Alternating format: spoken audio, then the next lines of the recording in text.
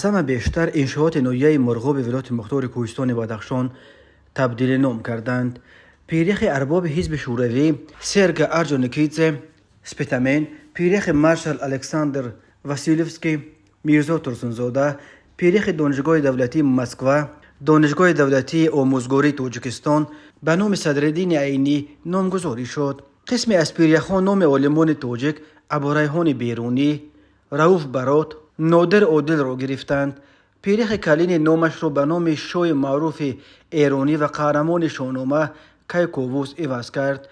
در پیرخان نام فرزندان شایسته ملت نصرت الله مخزوم، سیدای نصفی، قندیل جورایف، ازلشاه عالموف، میرسعید میرشکر، این چنین شرقشناس معروف روس واسیلی بارتالت ابدی گردانیده شد. همچنین نام پیرخ به افتخار سابق دیرکتور کتابخانه دولتی به نام ولادیمیر ایلیش لنین ایلینا رزمیروویچ که سال 1932 در اکسپدیسیای پامیر اشتراک کرده بود، پیرخ رابعه آزاد نامگذاری شد. همه پیرخ‌هایی که به زبان بیگانه نامگذاری شده بودند به نام‌های تاجیکی عوض کرده شدند. با قرار حکومت نام‌های نو زیاده از 900 دریای تاجیکستان که قبلا به زبان قرغیزی یا ازبکی صدا می‌دادند تصدیق کرده شدند.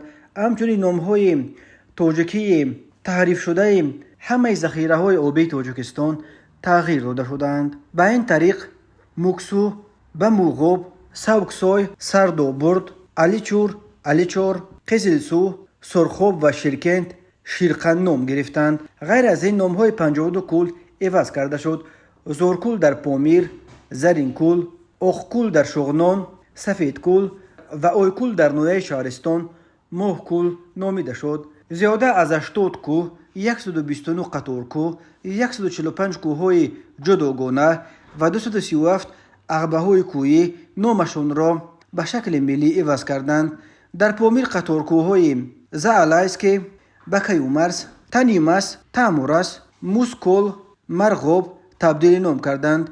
در جنوب جمهوری قطار کوه‌های ترکیلتاف به افتخار شاعر و متفکر جلال الدین بلخی نامگذاری شد. قطارکوی باباتاغ باباکو نام گرفت. در نویه مرغوب من بعد کوه‌های قره‌تاش و سرتاش متناسباً سیوسنگ و زردسنگ نامیده می شوند. نام‌های زیاده از 1000 قطارکو، کو، عقبه، پیریخ، کول، دریا، وادی و دره به موضعها عوض کرده شدند. از همه بیشتر انشاءات نویه مرغوب ولایت مختار کوهستان بدخشان تبدیل نام کرد. در قلمرو این نویه 1005 انشاءات جغرافی نام زبان تاجیکی گرفتند.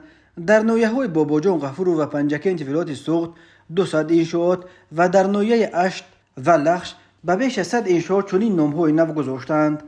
رئیس کمیته رشد محل جمهوری شریف جان جمعه‌زاده قبلا ضمن نشست مطبوعاتی ضرورت تبدیل نام یک قطار محله‌های اهالینشین و انشاءات جغرافی را چنین شرط داده بود.